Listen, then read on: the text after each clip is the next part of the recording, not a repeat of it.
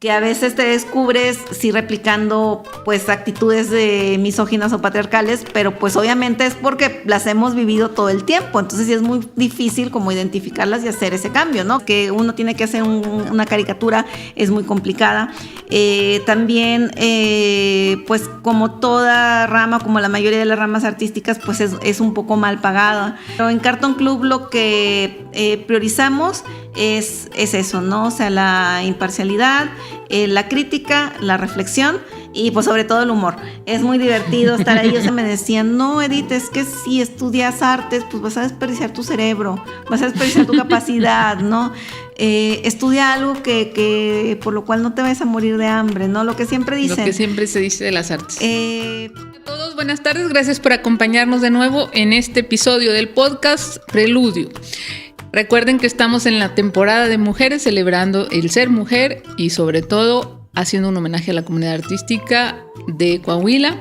Nos acompaña el día de hoy una profesionista en las artes visuales, entre otras muchas cosas en las que es profesionista, ya nos platicará.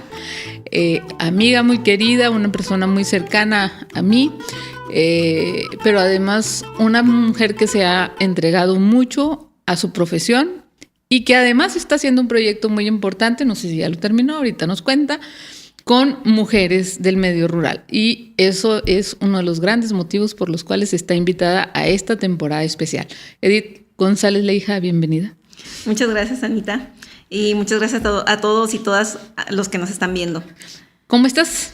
Muy bien, gracias. Pues aquí feliz de esta invitación, pues para hablarte de lo que tú me digas, pregúntame. Pregúntame, hermano, pregúntame. Platícanos un poco quién eres, que te conozcan, que sepan. Luego bueno, los artistas visuales están detrás de su obra y son menos vistos que los escénicos. Ay, no, bueno, mi nombre es Edith Leija. Como dijo Anita, pues me he dedicado a las artes visuales durante muchos años. Empecé pintando y rayando las paredes de mi casa cuando era muy niña, que me encantaban. Soy de Monclova, Coahuila. Yo siempre digo que soy orgulloso producto de la escuela pública, laica y gratuita. Salí de la Autónoma de Coahuila, estudié la licenciatura en diseño gráfico, la licenciatura en artes plásticas. Bueno, a la primero, par. Sí, a la par, cuando era profesor, cuando era técnica, y luego hice el curso de nivelación y saqué el título de licenciado en artes plásticas. Luego me fui a la UNAM y estudié la maestría en Historia del Arte, en donde me especialicé en estudios curatoriales. Ahí estuve trabajando un rato con diferentes proyectos, hice unos proyectos con BBVA Bancomer, con el Claustro de Sor Juana, con el Museo de la Ciudad de México, con el Centro Cultural Universitario de Tlatelolco, haciendo proyectos, talleres, concursos, sobre todo los que conllevan el uso de la caricatura como medio de expresión y también como herramienta pedagógica para sensibilizar sobre temas que van relacionados o, digamos, alineados con la Agenda 2030, que pues es educación, medio ambiente, bueno, sustentabilidad, desde la violencia, etcétera, ¿no? Libertad de expresión, etcétera. Luego me invitaron aquí a la Secretaría de Cultura en el 2019 y me vine a ser la directora de Artes Visuales y el Museo de Artes Gráficas, en donde pues fueron muchos retos, en donde se hicieron bastantes cosas, se nos atravesó la pandemia, etcétera, ¿no? Entonces, pues básicamente todavía conjugo mucho mi actividad como artista visual, como creadora, como gestora cultural, como curadora, muy de la mano del diseño gráfico, que también estudié y que nunca he abandonado. Entonces, en ese sentido, pues hago sobre todo proyectos de diseño editorial. O sea, ven cómo es de trabancada, así, ya dijo todo lo del podcast. ¡Vámonos! ¡Cierren cámaras! Era para más de una hora, Edith. Pues ya acabamos. No te creas. Ya acabamos, ya nos vamos, no es cierto.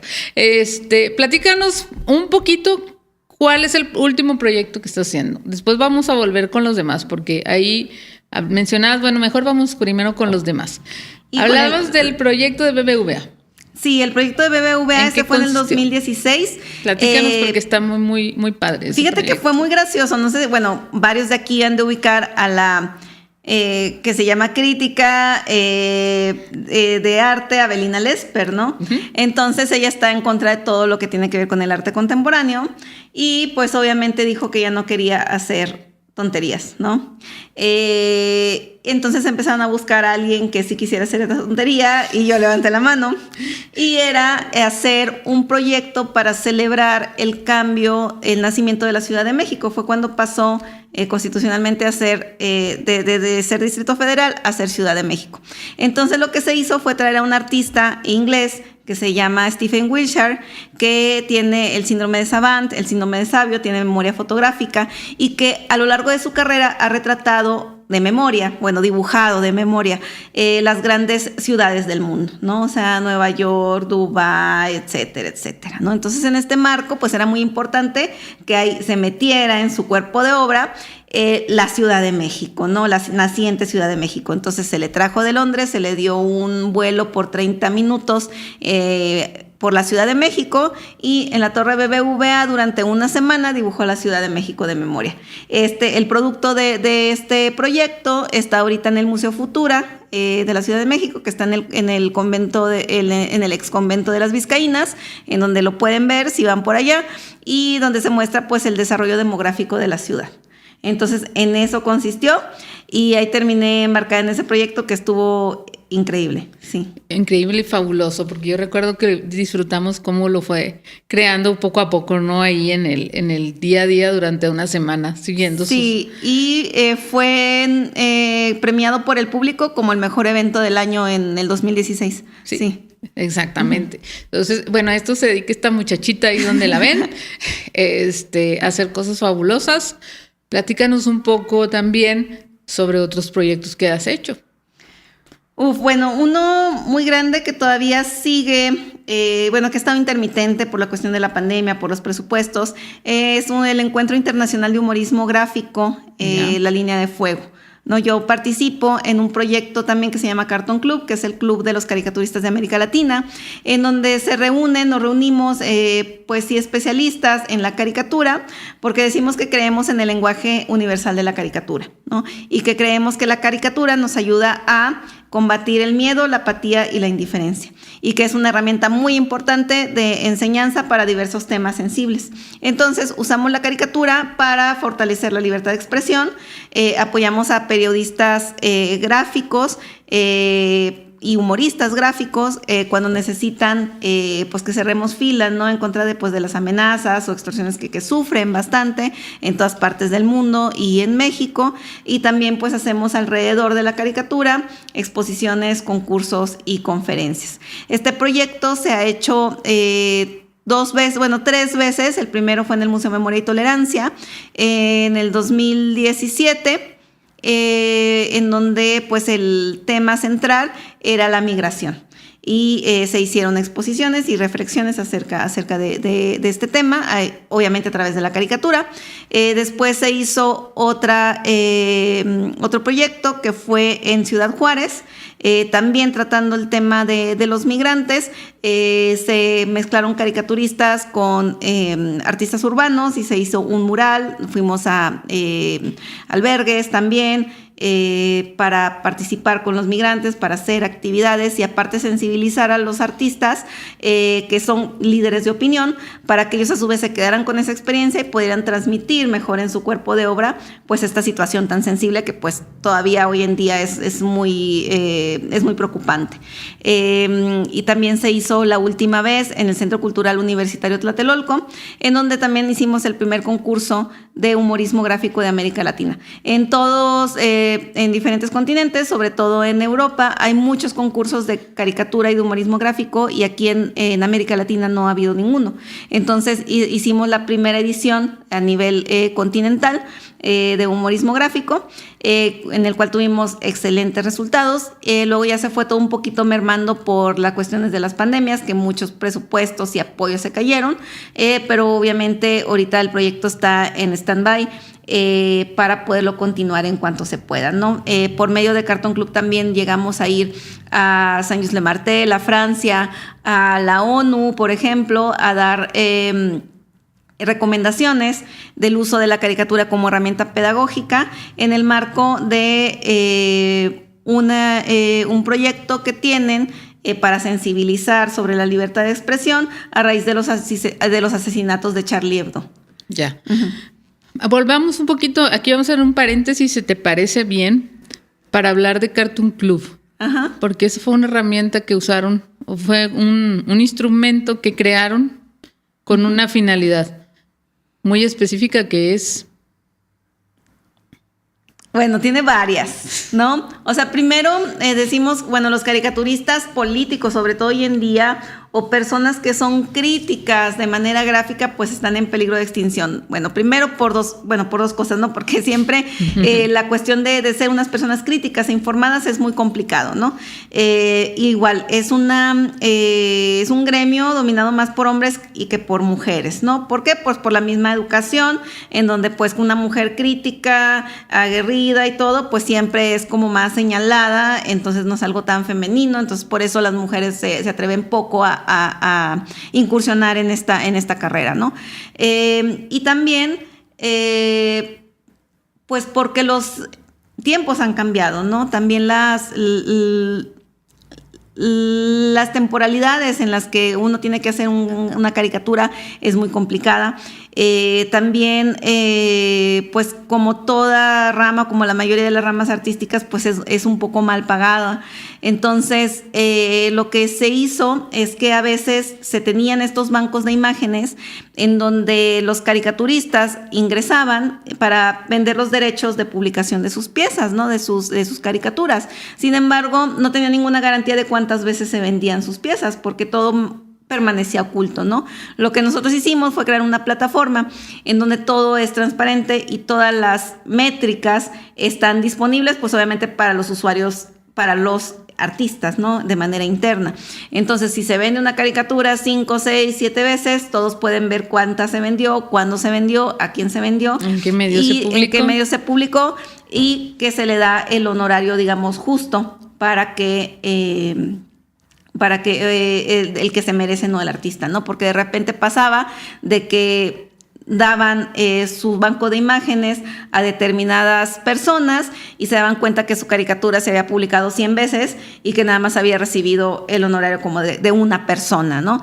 Entonces, ese es como que una de las motivos principales por los que lo creamos. Y también, pues, bueno, hacer comunidad, ¿no?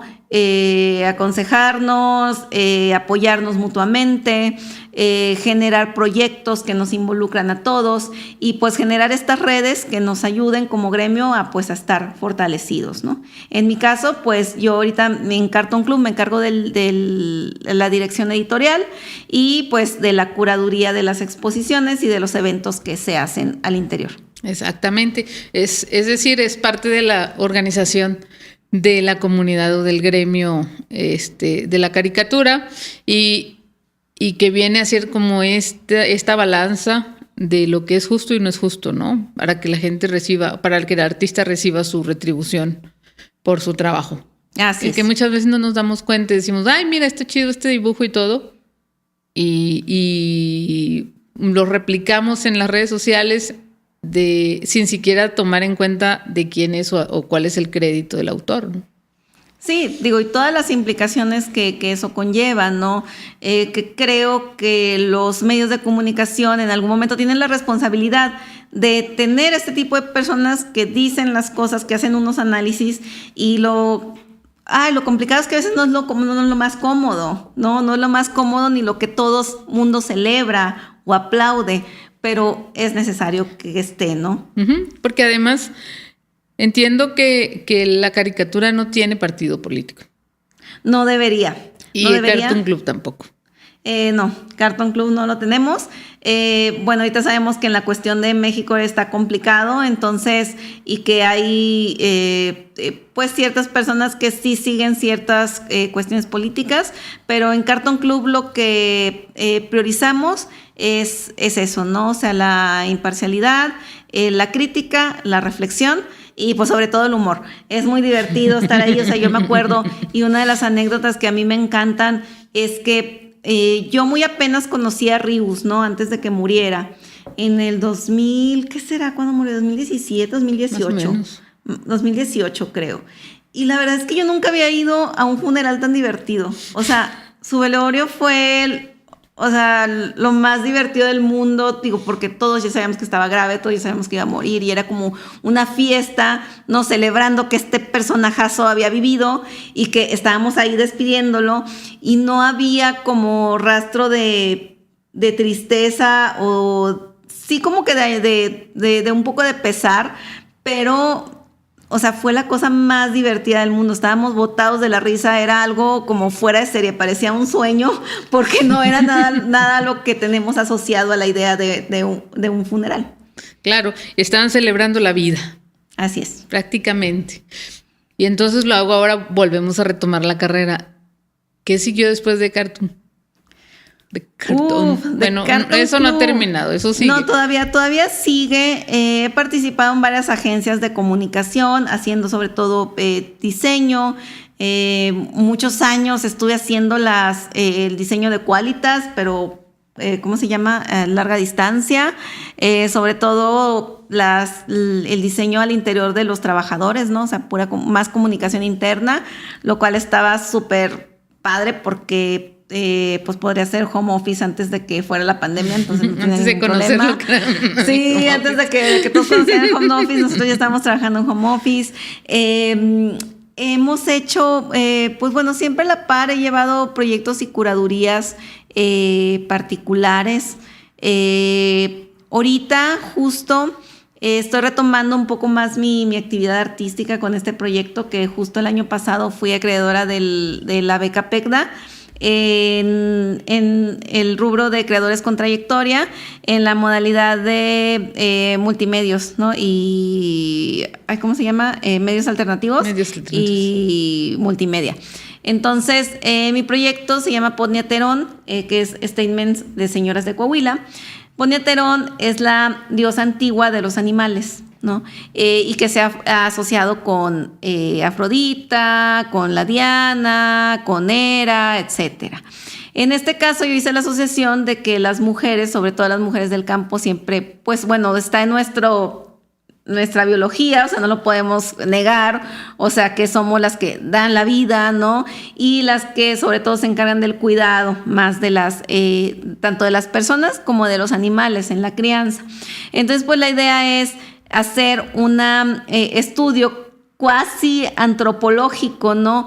De la situación del campo de Coahuila, ¿no? Porque siempre lo tratamos a través del velo de, ay, pobres las mujeres del campo, mira, están allá, tienen tantas carencias, pero bueno, no hemos visto fotos de mujeres del campo, casi no las vemos, casi no vemos cómo son o cómo viven, nada más tenemos la idea, ¿no? O nos llegan historias también lamentables, pero en sí que ellas son lo que ellas piensan, ¿no? Que ellas piensan como su condición de mujer del campo. Ellas que piensan en dónde están, les gusta dónde están, no les gusta, qué dificultades han tenido, qué les gusta hacer, qué no les gusta hacer.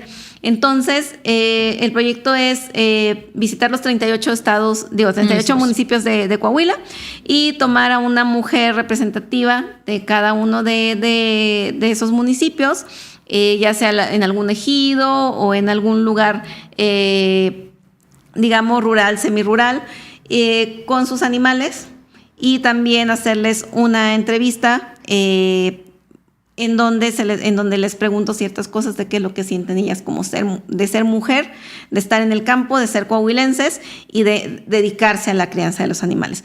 Ha sido algo muy padre porque hasta el momento he encontrado como testimonios muy lindos en donde ellas dicen, o la mayoría ha dicho, yo estoy feliz en el campo, yo no quiero salir del campo y yo me quiero morir en el campo. Y yo a mis animales les agradezco todo porque a la vez de que nos dan alimento, pues vaya, yo los cuido, yo soy también como su mamá, ¿no? O sea, cuando se enferman, ahí están, cuando las chivas, cuando todos van a parir, ahí están, cuando también hay que matarlos para comer, ahí están. Entonces son parte de todo el proceso de la vida y de la muerte, ¿no? Y cómo les hablan, cómo los tratan, cómo son parte de su día a día. Y más que nada es eso, es mostrar y exhibir pues la situación del campo sin dar como que más allá de algún otro, digamos, opinión, y que cada uno saque sus conclusiones. Digo, como todo, hay cosas buenas, cosas malas, hay muchas carencias también en el campo, pero también hay otras cosas hermosas y otra calidad de vida que creo que muchos de los de aquí de la ciudad envidiaríamos si lo supiéramos más a profundidad. Sí. ¿Qué es lo que más te ha impactado de estas mujeres? Ay, pues yo creo que su fuerza. Fíjate que una de... ¿dónde fue? Creo que fue en San Buena. Una señora dice, mira, yo a todas las mujeres les digo, o sea, como ya es como que ya famosa y vende dulces a la orilla de la carretera, entonces dice, mira, yo como no puedo hacerlo sola, yo siempre contrato a mujeres para que vengan a hacer los dulces. Pero pues yo les digo, aprendan, porque ya eso es lo que ustedes pueden dar el sustento y no van a depender de nadie, ¿no? Entonces yo les enseño hacer lo que yo ya sé hacer, que a mí me costó muchísimo tiempo, muchísimos experimentos, muchísimas, como digamos, altas y bajas, pero que ellas aprendan y ya después ellas se van y ponen sus negocios, empiezan a hacer dulces, empiezan a hacer quesos, empiezan a hacer esto y les va bien y pueden ganar su dinero. Entonces a mí me gusta enseñarles a las demás mujeres cómo poder generar su propio sustento.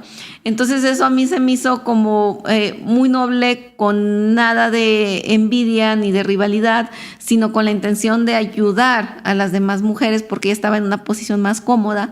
Entonces sí, yo ayudo y le enseño a todas las que quieran venir a aprender aquí a mi casa, ¿no? Entonces eso es muy bonito. Sí, yo también más, si me admite para hay que ir. Ahí les paso la dirección. Sí, ya cuando nos quedamos retirar, no, sí, yo ya me quería ir a vivir a la Madrid, dije, ya me vi aquí. Sí, no, hay lugares hermosos, ¿no? En Coahuila tenemos lugares hermosos, con tanta tranquilidad que creo que sí, que cualquiera quisiera estar ahí. Excepto un tiempo de calor. Bueno, sí. Digo, pero bueno, pues a mí me tocó San Buena 50 grados en julio, entonces sí. Pero ¿qué tal los elotes? Y los conos de Sacramento. Y los conos de Sacramento, y los pasteles de Sacramento. Y el pan de acero. Sí, el pan de elote también de ahí del 8 de enero.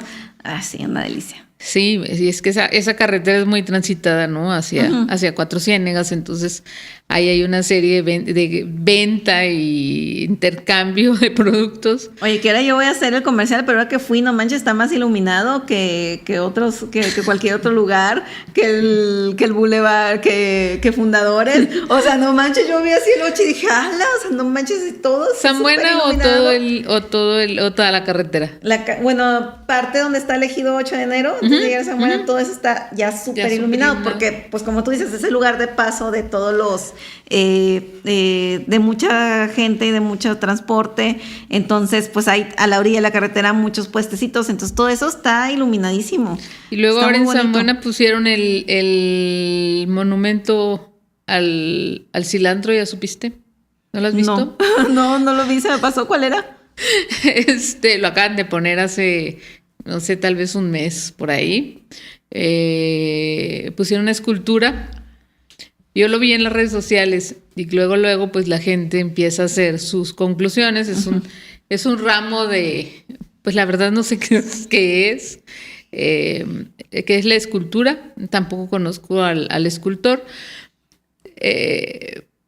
Pero así tal cual al de Monclova le pusieron el monumento al rallador, bueno, acá ya le pusieron el monumento al cilantro. Entonces ya lo ubico así con ese nombre y no sé todavía cuál es el nombre oficial. Por ahí búscalo. Lo buscaré. Fíjate que no lo debí de haber visto porque pues fui hace como una semana y media, pero es Es que como no entré a está San Buena, fuera, ¿está fuera? Está en el, ya ves que no entras a San Buena, te sigues derecho, está Nadadores ahí conurbado. Ajá. En ese tramo del bulevar, ahí hay una, pues no es propiamente una glorieta, es como un triángulo de estos para delimitar las vías por la carretera de San Buena a Ciénegas. Y ahí está, es una cosa grande, o sea, es una escultura, un monumento bastante grande. Supongo que tiene que ver con la agricultura del lugar, porque es más o menos la actividad ahí de la zona, no es la centro, es la desértica, es la desierto, y tiene, si mal no estoy, tiene colores. No, pues no lo vi, hay que verlo y ahí dar la opinión próximamente, sí. Si es cilantro o es perejil. O es perejil. No juzgo a quien nos equivoquemos en eso, ¿eh? No, me ha pasado. A mí no. El olor. Y pues bueno, ese es uno de los últimos proyectos. Ahorita actualmente estoy dando clases en la Escuela de Artes, ya la facultad de Artes Plásticas. Estoy dando 2 materias, una que se llama Teoría del Arte Contemporáneo y otra que es como análisis y redacción de proyectos artísticos. Ya. Y pues en eso también, junto con el maestro Roberto Ibarra, también de ahí de la FAP, traemos 2 proyectos muy padres. Uno que se llama la consultoría artística, en donde es un proyecto donde se invitan a los artistas a que den instrucciones para realizar obras de arte que apenas vamos a empezar a implementar. Y otro proyecto que se llama la Academia Invisible, en el sentido de que pues todos aprendemos en todos lugares, ¿no? Entonces es una academia sin maestros, sin alumnos, bueno, todos somos aprendices, pero sin planes de estudio, sin aulas, en el sentido en que todos podemos aprender en todas partes y estar como en una actitud siempre receptiva de aprendizaje y de también de transmitir conocimiento, ¿no? Sin todas estas, digamos, instituciones acartonadas, ¿no? Porque, claro, digamos, privilegiar el aprendizaje empírico, natural, por voluntad propia, no por imposición. Y digamos que sería dirigido a gente que quiere aprender tal o cual tema, ¿no? Sí, ahorita más que nada lo tenemos en el ámbito artístico, obviamente, en donde pues vamos a empezar a desarrollar pues diferentes actividades, ¿no? Donde se favorezca el aprendizaje de una manera horizontal. Ya. ¿Qué otra cosa tienes por ahí en la cabeza? Ay, no, pues tengo muchas. No, ahorita fíjate que este año le quiero así bajar como 2 rayitas. Bueno, siempre digo, pero termino. Siempre lo digo y termino con más chamba, ¿no? Porque, por ejemplo, el año pasado hice varias curadurías en Sonora. Sí, todavía en el 2021 participé como directora de artes visuales en la curaduría y en la elaboración de las exposiciones de Coahuila en el Cervantino. Después volví otra vez, como si no me hubiera sido suficiente una vez, con Sonora, apoyando en sus exposiciones, en la curaduría de las exposiciones de Sonora. Se hicieron 2 muy bonitas, que eran de pueblos originarios, porque pues Sonora tiene muchísimos pueblos increíbles. Los mayos. Capaz, y los mayos, los yaquis, etcétera. Entonces, con toda su cultura, con todas sus artesanías, con toda su cosmovisión, etcétera. Y también esa estuvo en la Lóndiga de Granaditas, y se hizo otra de artistas contemporáneos de Sonora, de arte sonorense, desde 1973 al 2023, ¿no? De 50 años de arte sonorense. Que también estuvo increíble, que estuvo en el Museo del Pueblo. Y también apoyé en la curaduría de otra exposición de Pedro Priux, se llamó Los hilos del universo, murales nómadas. Pedro Priux fue el creador, el fundador del Taller Nacional de Tapiz, ¿no? En los 60, 70, que apoyó Chávez Morado cuando era director, y que bueno, que hicieron gobelinos, hicieron muchas cosas. Fue cuando Carlos Mérida y todos estaban haciendo esta cuestión de tapices, que fue como que tuvo un boom, pero bueno, ya después fue muy complicado como que estabilizar el tapiz, ¿no? Más allá de otras experimentaciones textiles, entonces ya decayó muy pronto y se perdió, ¿no? Pero quedaron hermosos tapices. La hija de Pedro Prux se fue a Sonora, y por eso ahí está gran parte de la colección y del acervo y de las piezas, ¿no? Entonces pues ya se hizo una revisión de su archivo y de sus obras, y se hizo una exposición muy bonita en el Musa de Hermosillo. De Hermosillo. Ajá. Y pues bueno, también el año pasado participé en la curaduría de un libro, o sea, pero de caricatura política, para hacer las ilustraciones de un libro que se trata de la protección de datos personales en el área digital, que hizo una asociación que se llama Integridad Ciudadana, y que también en colaboración con el INAI, con el Instituto Nacional de Acceso a la Información. Complicado todo, porque pues sabemos que ahorita todas esas instituciones se quieren desaparecer, que tienen corto presupuesto, pero se me hace muy interesante que instituciones como estas estén ahorita teorizando con académicos, con especialistas sobre estos temas que ahorita están en boga, ¿no? Que ahorita tenemos estos problemas.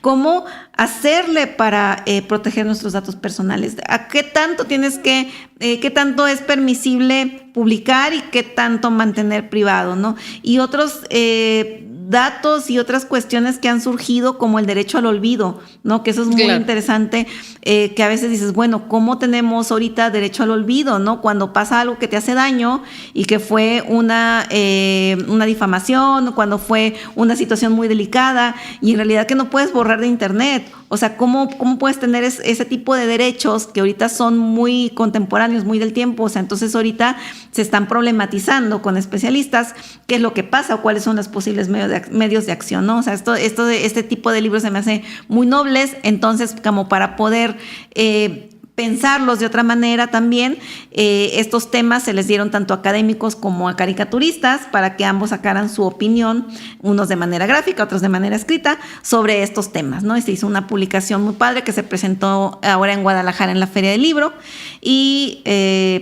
y pues de hecho he estado metida en todas estas cosas, ¿no? Últimamente.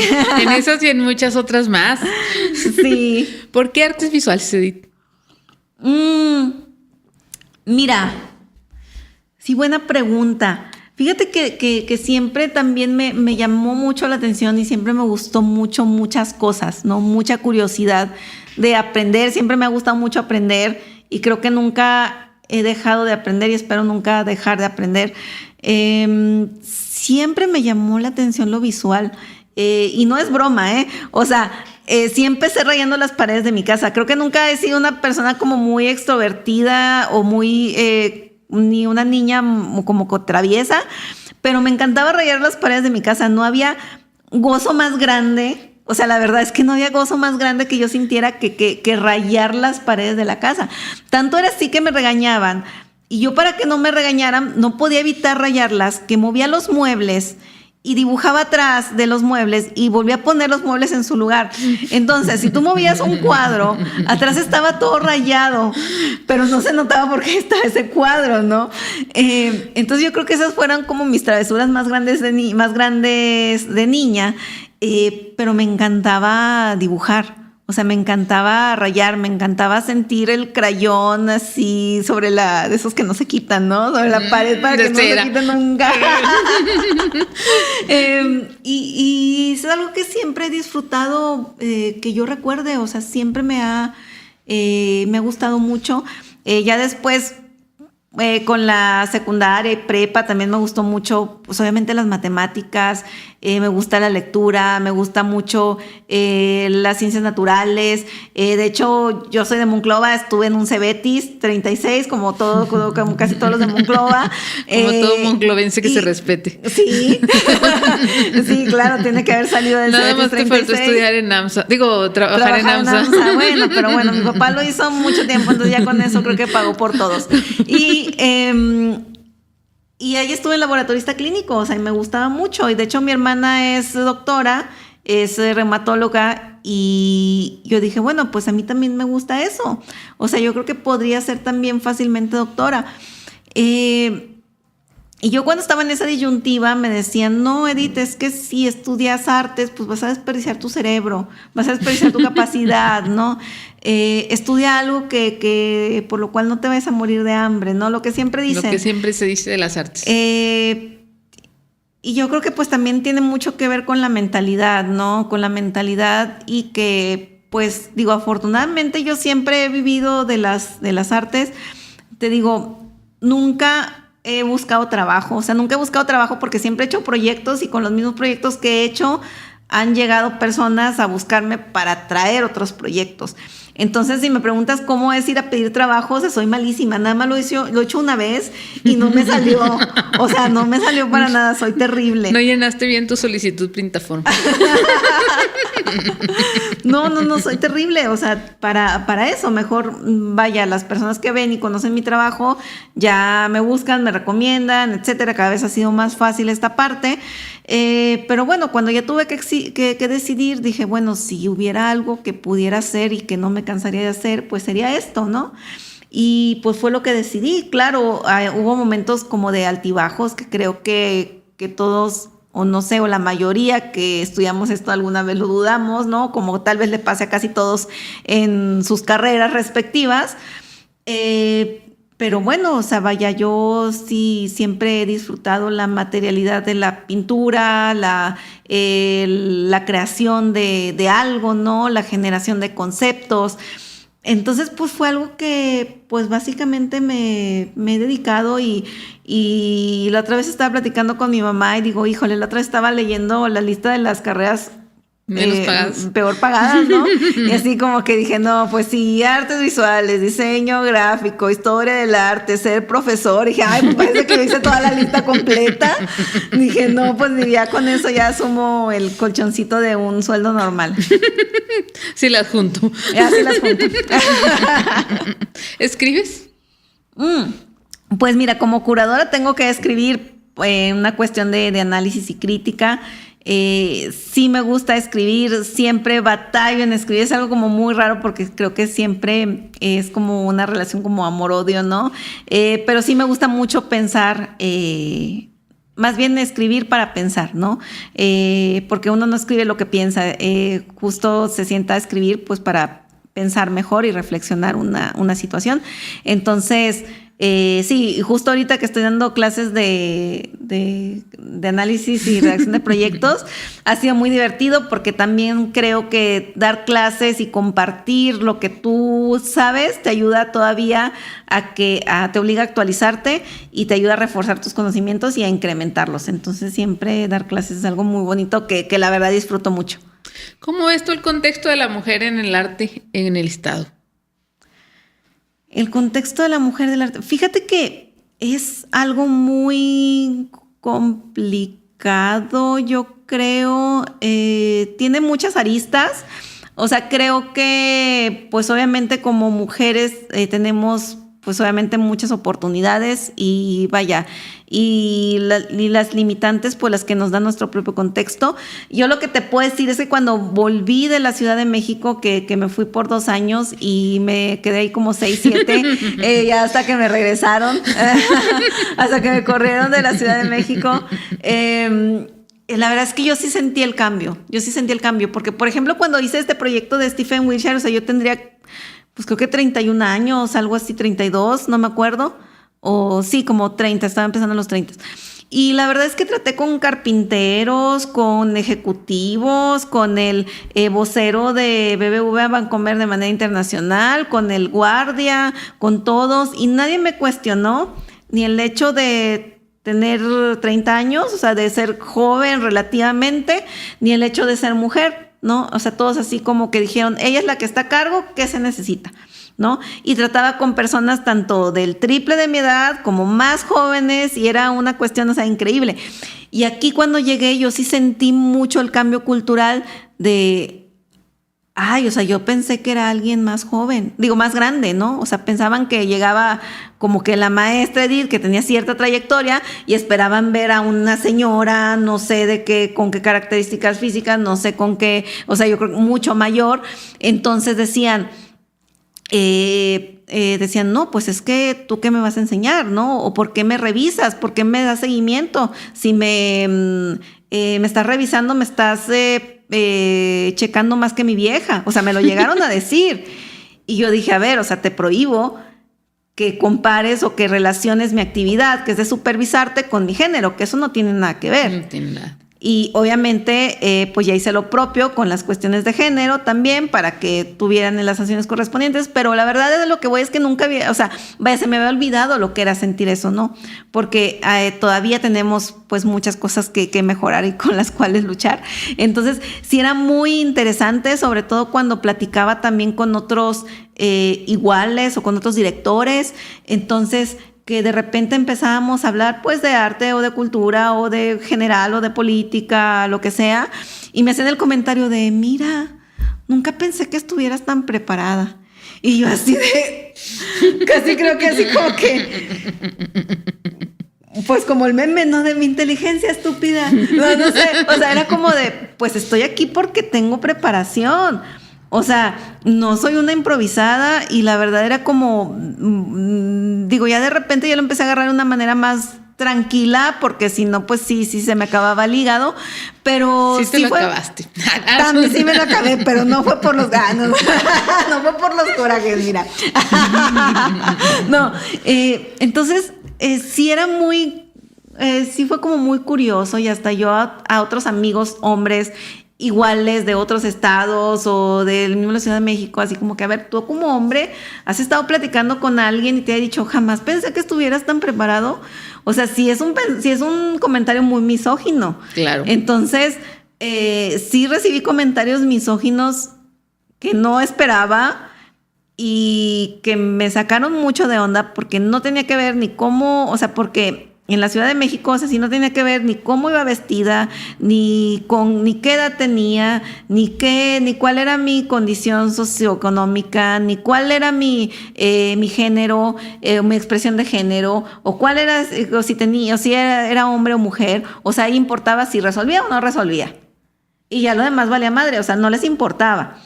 Entonces, acostumbrarte como que a ese ritmo y luego volver un poquito más, fue así como un choque que yo sí sé como de retroceso como de 30, como de 50 años, ¿no? Entonces, sí batallé otra vez en acostumbrarme un poquito, la verdad. Creo que es algo muy curioso y eso no nada más es de Coahuila, que por ejemplo en las escuelas de arte, que tú sabrás, la mayoría de la matrícula somos mujeres. Pero algo pasa que ya cuando ejercen, los que están en los museos son los hombres, ¿no? Los que se exhiben, ¿no? Y también es muy curioso que todavía las personas, y si hay mujeres en los museos o en el ámbito cultural, y es muy curioso que parecía que se tomaran roles también, en donde las mujeres nos encargamos de la procuración de fondos, del cuidado de las colecciones, de la difusión, otra vez como apapachando al hombre, ¿no? Uh-huh. Entonces, ¿cómo se replican estas cosas que son muy curiosas? Y también en los pensamientos y en el cambio de chip, o sea, porque sí son muy traicioneros, porque a veces no pasa ni por el tamiz de la conciencia. O sea, creo que a todos nos pasa y a todas, que a veces te descubres sí replicando pues actitudes misóginas o patriarcales, pero pues obviamente es porque las hemos vivido todo el tiempo. Entonces sí es muy difícil como identificarlas y hacer ese cambio, ¿no? Que se va a ir dando, o sea, se va a ir dando poco a poco. También lo que me pasaba era que cuando haces la invitación a artistas, hombres, mujeres, o sea, inmediatamente piensas en hombres, ¿no? Y cuando te dicen, sí, ¿cuáles son las mujeres? Siempre batallas un poquito más, a pesar de que habemos muchas, ¿no? No sé, o sea, hay muchos ejemplos, ¿no? Por ejemplo, Amanda de la Garza, no sé si la conocías. Amanda de la Garza es una curadora muy famosa, o sea, muy, muy importante. Es directora del Museo Universitario de Arte Contemporáneo, por ejemplo, o de difusión cultural de la UNAM. O sea, ya me confundí, pero sí, es como que una gran personalidad. Y es de Monclova. Ya. Y es mujer, y aquí creo que casi nadie la topa, ¿no? Entonces, sí vemos muchas mujeres coahuilenses también en el ámbito de la cultura haciendo cosas increíbles, pero por muchas cosas se pasan desapercibidas.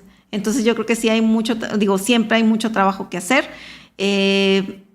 Y sí, siendo más críticas también con el movimiento feminista, ¿no? O sea, creo que hay muchos falsos feminismos que cubren otras cosas, ¿no? Entonces creo que sí hay mucho trabajo por hacer de hombres y mujeres.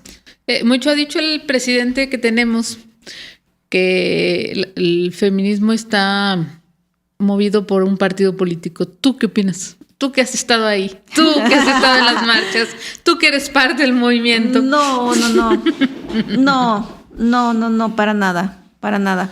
Siento que hay, o sea, el movimiento feminista ahorita es muy aguerrido por todas las atrocidades que ha habido.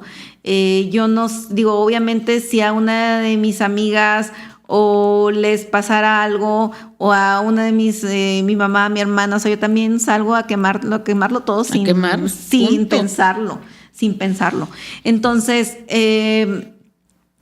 es como no son partidos políticos, se ha usado mucho para, obviamente, para meter ahí a grupos de choque, para también como que violentar y hacer creer que hay ciertos grupos violentos, y a veces son otras personas ajenas al movimiento las que hacen como que estas atrocidades.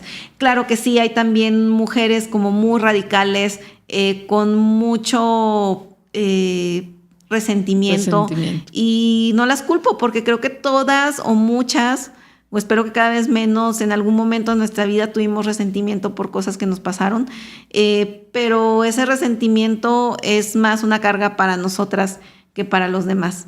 Entonces, la verdad, yo sé que hay hombres maravillosos también, hombres sensibles que ahí están y que deben ser parte del movimiento, ¿no? Que si bien es discutible qué tanto pueden ser activos, ¿no?, en la cuestión de las marchas y lo que le corresponde, lo que compete a cada quien, pero vaya, yo sí estoy consciente que, como dice Rita Segato, que el primer afectado en el mandato de masculinidad es el hombre, ¿no? Porque es a él al que se le coerciona en no llores, no digas, no muestres debilidad, siempre tienes que ser el proveedor, tienes que poder. Y eso pues se desencadena en una gran frustración que se transforma en violencia al fin y al cabo. Entonces, también ser muy conscientes como mujeres que no repliquemos los mismos patrones patriarcales, porque, o sea, yo veo, y sobre todo en la cuestión de trabajo, o sea, a veces me he encontrado que y con amigas también platicando, que también son obviamente de movimiento feminista, que dicen las peores jefas con pensamientos y con actitudes más misóginas, menos empáticas, más coercitivas, han sido mujeres. Y es muy complicado. ¿Por qué? Porque también como mujer, estando en un sistema patriarcal, o sea, pues tienes que adaptarte y adquirir los mismos patrones. Claro, no es fácil. También creo que como mujeres que hemos estado y que también hemos llevado el mando, es muy complicado. Pero no es imposible. Entonces, sí, yo creo que obviamente no el hecho de ser mujer te hace feminista, no para nada. Y creo que también ahorita yo apuesto más a que hablar de una equidad de género, yo hablaría de una equidad sin género. Sí, ¿no? Claro. Porque no tiene que ver si eres hombre o eres mujer. He conocido a muchas mujeres que se aprovechan obviamente de su condición de mujer para también arruinar la vida de muchos hombres. Entonces, tanto la violencia, tanto como las amenazas, las puede hacer un hombre o una mujer, y no debería de suponer una ventaja o una desventaja el género para creerle o no creerle a una persona, ¿no? Eso no quiere decir que tampoco revictimicemos, sino que ser conscientes en que todos somos personas, que todos tenemos los mismos derechos y que no deberíamos prejuzgar por alguna condición, tanto de hombres como mujeres, ¿no? Sí, yo creo claro. que ese es el camino último a lo que creo que debemos aspirar. Y es un derecho humano, ¿no? Sí. Independientemente de para quién. Exacto. Y pues claro, o sea, es muy complicado porque pues como mujer yo creo que todos nos enfrentamos a ciertas desventajas o prejuicios. Te digo, aquí particularmente yo lo sentí, como te digo, un poco, no tanto porque al fin y al cabo pues llegué con un puesto de dirección, entonces pues eso impone un poquito, tienes agencia, pero a pesar de eso, o sea, recibir comentarios que sentía como un poco fuera de lugar, sí era como un poco complicado. Entonces imagínate a alguien o con menos experiencia o con otro tipo de pensamientos a que te digan eso, pues sí te da bastante para abajo, ¿no? Sí, claro. Uh-huh. ¿Cómo ves desde el arte ese cambio? El poder cambiar un poco las formas de pensamiento social o de género a través de una disciplina.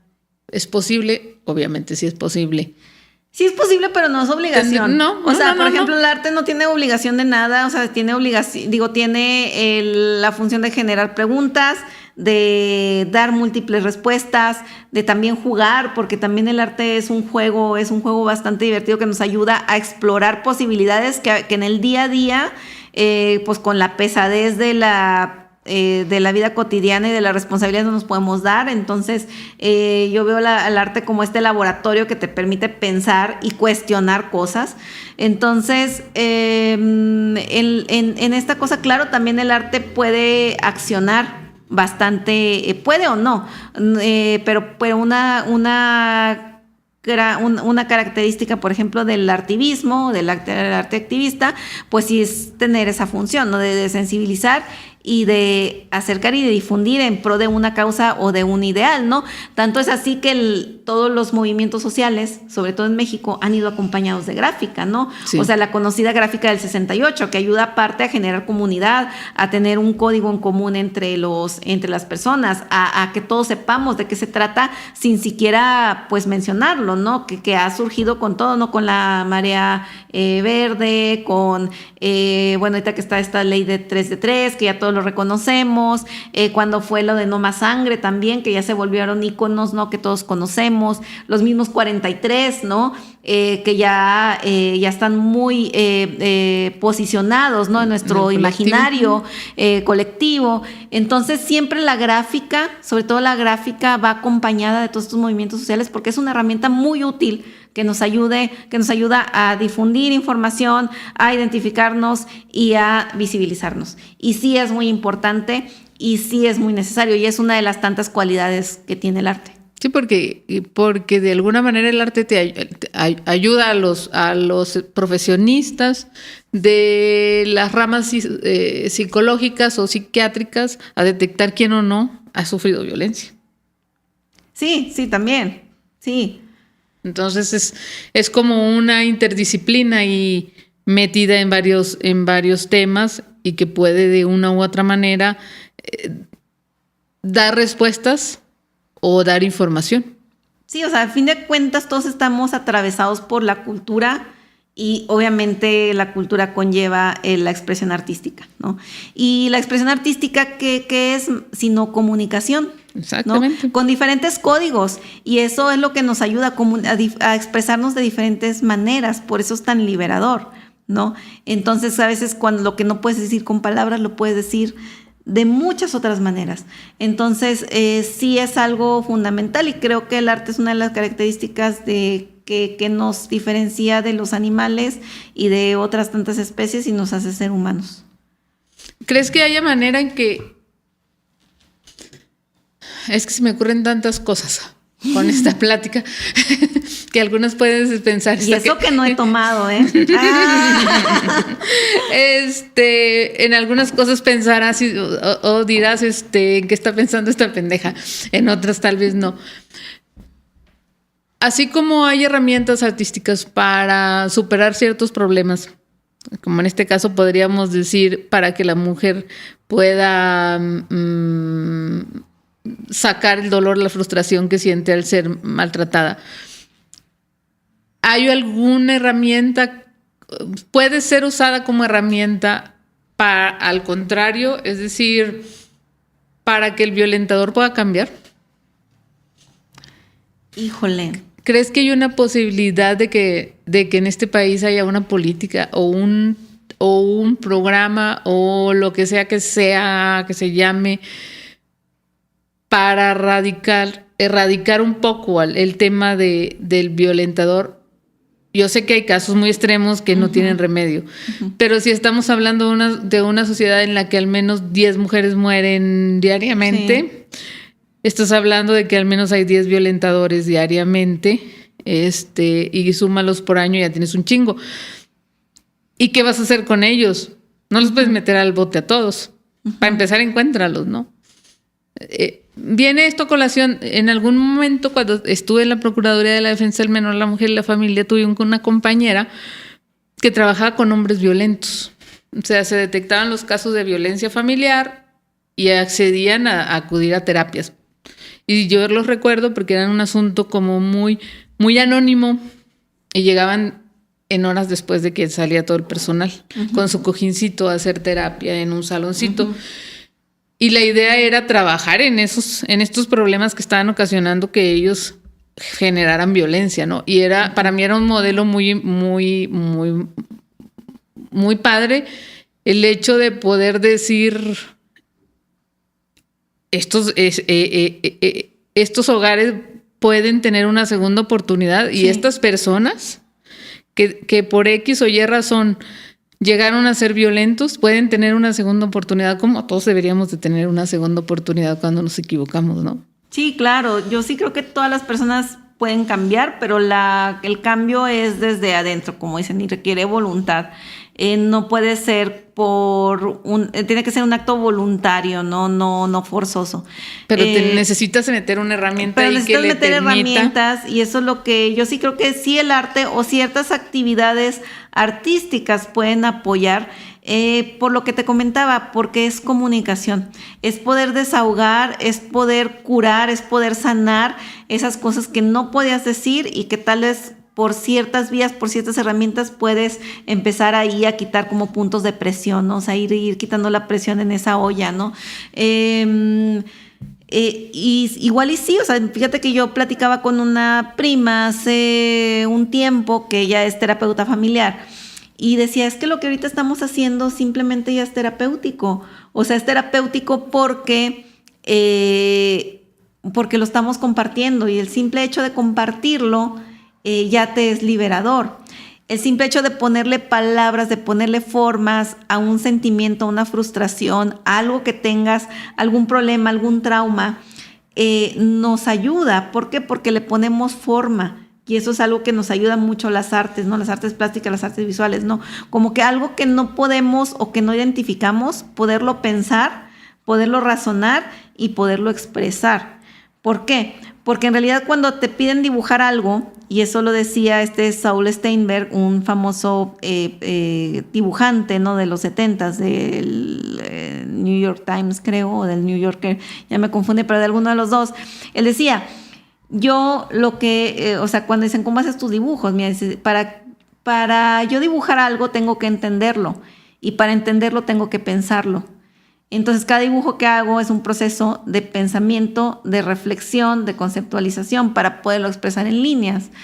Y en ese sentido, que hablamos de un nivel más profesional, cuando lo usas de manera terapéutica, cuando tú quieres expresar algo o cómo te sientes y lo tienes que expresarlo, pues lo tienes que pensar, lo tienes que afrontar. Nombrar Y poner forma. Y el hecho de poder identificar qué es lo que te dañó, cuál es la herida que tienes, es el primer punto para empezar a sanar cualquier herida, ¿no? Entonces, por eso es tan importante, porque nos ayuda, como te dije, o sea, a comunicar, a poner códigos, a poder codificar lo que no está codificado. O sea, a veces cuando no tienes una masa de sentimientos y de pensamientos y no encuentras cómo expresarlo, es muy difícil analizarlo y saber cómo te sientes. Pero una vez que te sientas a través de la escritura, a través de una canción, a través del baile, a tratar de identificar y a ponerle forma a lo que sientes, es más fácil manejarlo. Entonces, en ese sentido es una cuestión bastante terapéutica. Va. ¿Qué viene para Edith Leija en el futuro? Ay, pues muchas cosas.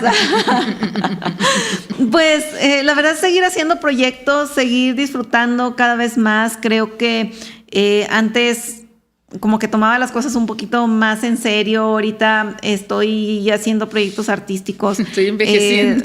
Sí. No, estoy haciendo proyectos artísticos con un sentido bastante, no sé, de diversión y de esparcimiento y de reflexión, ¿no? Igual ahorita tenemos un proyecto que Roberto y yo, que se llama El Estudio. Entonces, o sea, precisamente en ese sentido, ¿no? Juguetón, que siempre estamos estudiando, que siempre estamos aprendiendo.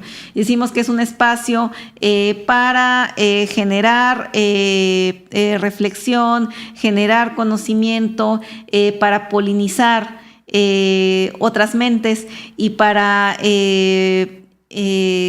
reflexionar sobre estas prácticas artísticas contemporáneas. ¿Qué quiere decir eso? O sea, reflexionar sobre nuestro presente, sobre nuestro aquí y ahora, a través de las artes visuales, ¿no? Y que es una reflexión y un juego constante, simplemente para disfrutar la vida. Ya, ahora estamos en un cambio relativamente reciente en una administración pública del Estado. Fuiste funcionario público, eres artista sin duda, lo fuiste antes y lo sigues siendo de ser funcionaria. ¿Qué esperarías tú de este cambio? ¿O qué pedirías tú? ¿Cuál crees que sea o que pudiera ser como un deseo o una carta de buena voluntad para las autoridades en el ámbito de la cultura? Déjame acomodar. Tu parte de comunidad artística, yo creo que hay cosas que se pueden cambiar si se hace esto. Wow, ¿qué pediría? Pues yo creo que actuar de manera profesional y consecuente, ¿no? Creo que desde las mismas instancias gubernamentales, no sé si decir demeritamos o no consideramos nuestra profesión como una profesión. Es decir, somos personas responsables, serias, estudiosas, en donde yo sí me considero que conozco de mi campo de estudio, en donde no somos improvisados, en donde somos personas que vivimos del arte y que tenemos derecho a un trato digno, a un salario, a un pago digno por el trabajo que hacemos, que es fundamental. Es prioritario. Lo vimos en la pandemia, lo importante que son las actividades artísticas. Entonces, lo que yo pediría es que también actúen de manera profesional y que nos den resultados en donde mejoren las condiciones artísticas y culturales, tanto en infraestructura, tanto en oportunidades, tanto en pagos dignos, tanto en oferta cultural y oferta artística, tanto en capacitación, etcétera, etcétera, etcétera, ¿no? Creo que también podemos empezar por darle mantenimiento a la infraestructura cultural, que la verdad lamentablemente está muy, muy descuidada y que pues es fundamental para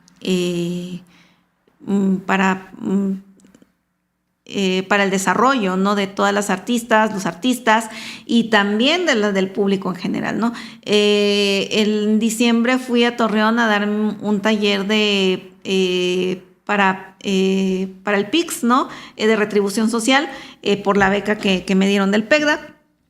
Y la verdad es que tienen mejor infraestructura que en Saltillo, Y en Saltillo se supone que debería de haber más por ser la capital. Entonces tienen, a mí me sorprendió ir al Museo del Algodón, y a pesar de ser un museo pequeño, municipal, tiene su auditorio, tiene sus instalaciones pues bastante dignas, tiene su estacionamiento, tiene todo o la mayoría funcionando.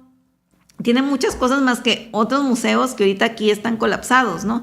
Entonces, creo que hace falta hacer una reestructuración muy, muy profunda, y hay mucho trabajo por hacer, ¿no? Y yo lo que diría es que en realidad se busquen a perfiles profesionales que sepan lo que hacen, ¿no? A veces siento que pues sí, la cuestión artística y cultural se la dejan a cualquier persona cuando es una cosa primordial, de primera necesidad, de primera necesidad, ¿no? Bueno, o para mí yo sí lo considero como algo bastante, bueno, no es como la medicina o la salud y la comida y todo eso, pero sí es un derecho humano. Pero sí es un derecho que nos ayuda a desarrollarnos plenamente como seres humanos. Y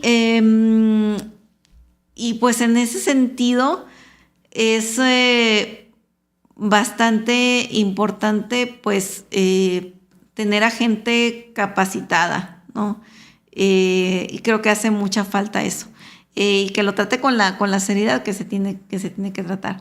Entonces, pues sí, yo pediría sí poner atención y hacer una reestructura profunda en la manera en que ahorita está funcionando la Secretaría, porque creo que hay la capacidad, creo que ahí en la misma Secretaría hay muchos talentos que se pueden explotar más, con mucha experiencia, y que se podrían hacer cosas realmente importantes en beneficio de las y los artistas y de la comunidad, y también para ofrecer un buen servicio cultural a los coahuilenses. O sea, vaya, a mí me parece extraordinario y sorprendente que en Saltillo no haya un museo de arte contemporáneo, por ejemplo, cuando casi todos los estados en la capital tienen un museo o una galería dedicada al arte contemporáneo.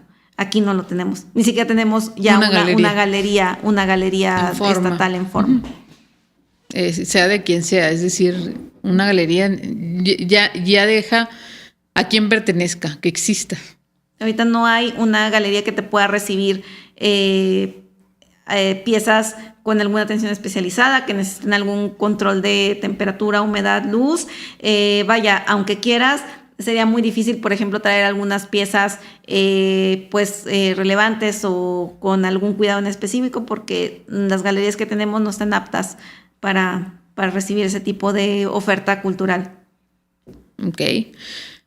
Arte contemporáneo, los niños, ¿cómo se los metes? Yo creo que es más fácil que los adultos. Yo creo que es más fácil que los adultos, porque el arte contemporáneo es pues básicamente es más juguetón, es jugar con conceptos, con formas, con expresiones que no necesariamente tienen que ser considerados, no sé, un gran arte o un objeto. O sea, incluso yo creo que el arte contemporáneo, o gran parte del arte contemporáneo, no debería tener precio, porque hay que tener en cuenta algo. Una cosa es el mundo del arte y otra cosa es el mercado del arte. El mercado del arte tiene que ver con el dinero y el arte tiene que ver con la expresión, ¿va? Y a veces puede haber cosas increíbles que te expresen un concepto increíble, y no quiere decir que el concepto que estoy poniendo, el papel que te hace reflexionar sobre nuestra posición en la vida, que puede ser muy interesante, tenga que valer 50,000 pesos. Y si vale 50,000 pesos o si vale $1, no tendría nada que ver con el significado y con la reflexión que tú estás haciendo a través del arte. Entonces creo que eso es algo que debemos de aprender, ¿no? Y que además cada uno tiene la posibilidad, y eso es lo maravilloso, de interpretar. Y creo que también es algo muy humano. Entonces el arte contemporáneo nos da esta posibilidad de múltiples interpretaciones, y que más bien es una cuestión, es una pregunta para eso, para que cada quien se pregunte e interprete lo que pueda y lo que quiera interpretar. Porque hay algo que muy importante, o sea, cuando tú interpretas o emites una opinión, eso dice más de ti mismo que de la obra de arte, ¿no? Yeah. Entonces, porque cada opinión es autobiográfica, es muy personal y es subjetiva.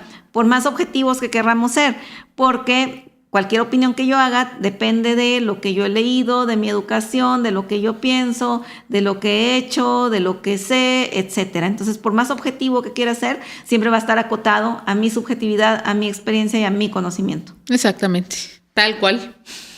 Punto. Acabamos. Ya se va. Es una mujer muy ocupada, no saben. Tengo 7 temporadas tratando de traerla y ahora la traje en engaños. La tuve que engañar y decirle, vamos a tomar un café.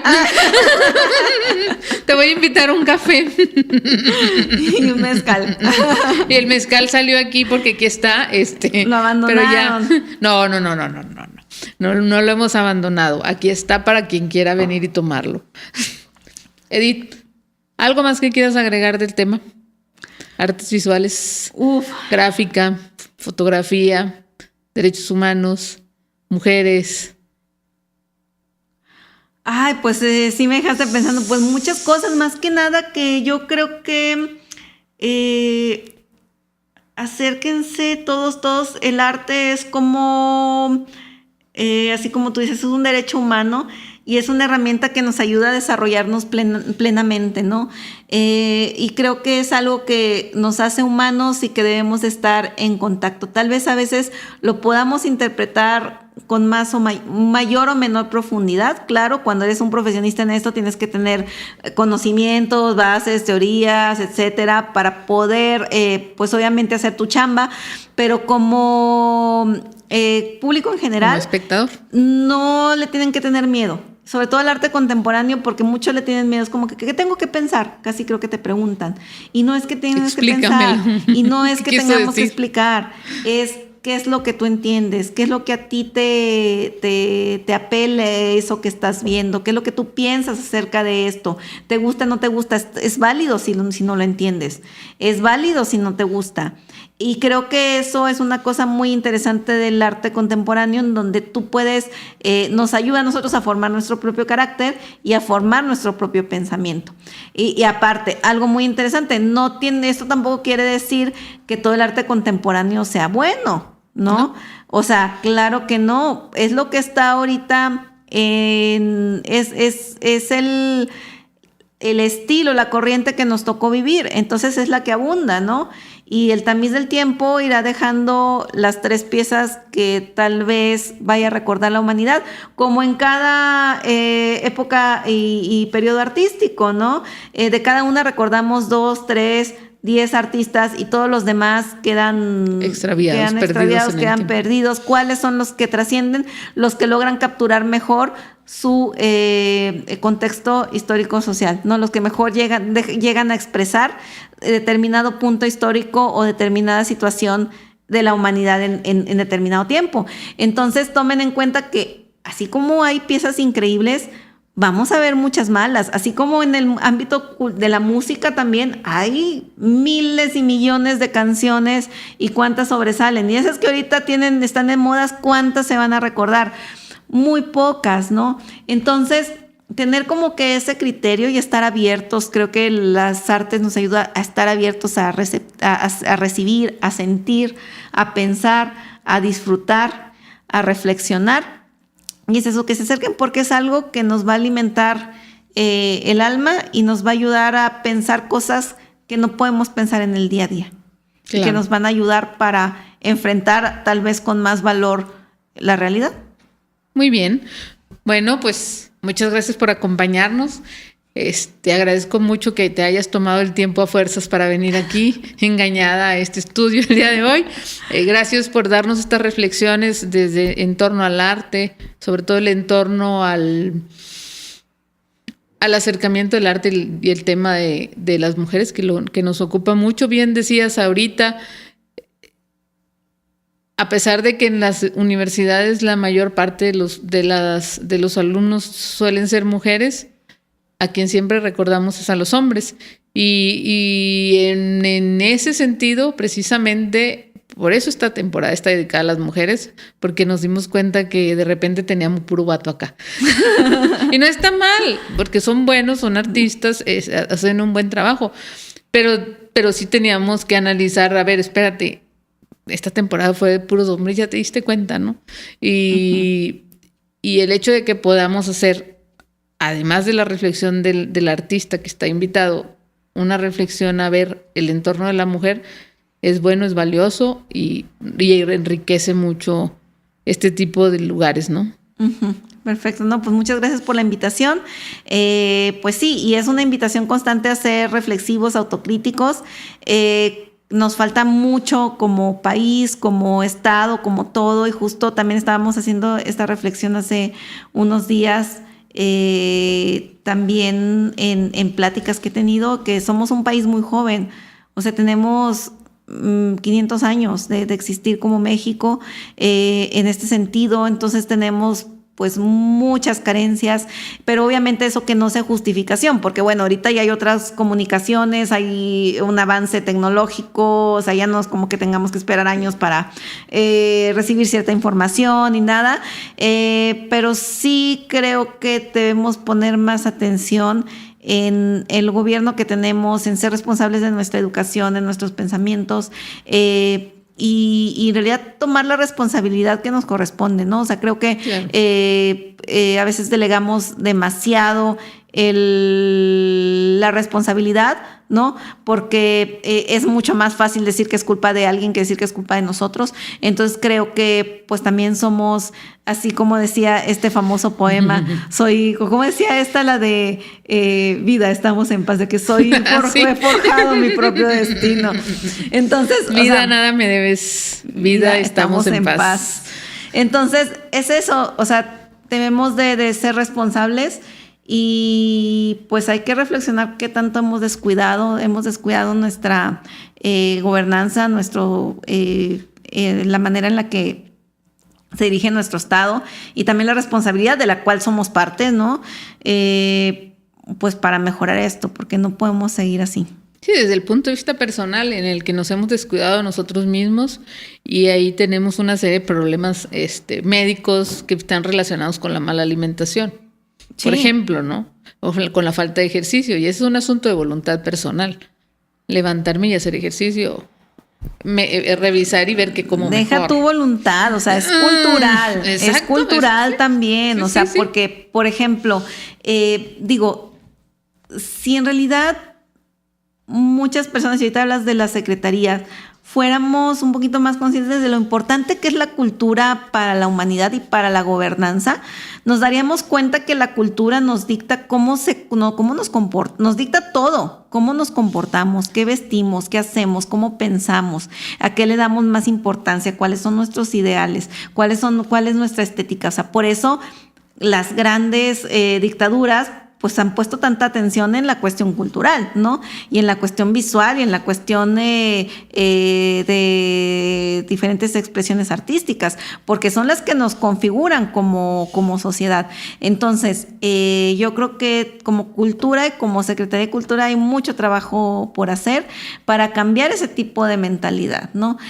Para ser responsables, para no decir, ay, es que como mexicanos somos así y así, ¿no? Porque tenemos muchas carencias. O sea, sí, alabamos bastante como que la creatividad del mexicano, pero no vemos también el nivel de corrupción, el nivel de desentendimiento, de carencia de responsabilidad, la falta de puntualidad que tenemos, la falta de, o sea, muchas cosas que carecemos. O sea, carecemos de muchas cosas y todo lo hacemos y luego le echamos la culpa a los demás. Y creo que eso es algo que hay que ir concientizando, dejar de decir, ay, es que es la cultura del mexicano, decir, ay, es que nada más somos creativos y pobres de nosotros no avanzamos porque no queremos. Es decir, vamos, y tampoco es cuestión de que apoye la meritocracia, pero también tenemos mucha responsabilidad en la manera en la que nos comportamos, ¿no? Y eso se logra desde la cultura y las artes. Sí, por supuesto. De la meritocracia. Hacía mucho no escuchar esa palabra. Pues bueno, entonces aquí paramos hoy porque tienes que irte tú, porque ya te aventaste todo el speech en 5 segundos. Estás a velocidad 8X. No, pero sí fue como, no, sí nos aventamos un buen. Bueno. ahorita revisamos. Pero bueno, de cualquier manera va a regresar. Tarde que temprano tendrá un segundo capítulo aquí y tendrá algo más que decir porque callada no es. Ya lo vieron. Gracias. Gracias por acompañarnos y nos vemos en un nuevo capítulo el próximo miércoles. Hasta pronto.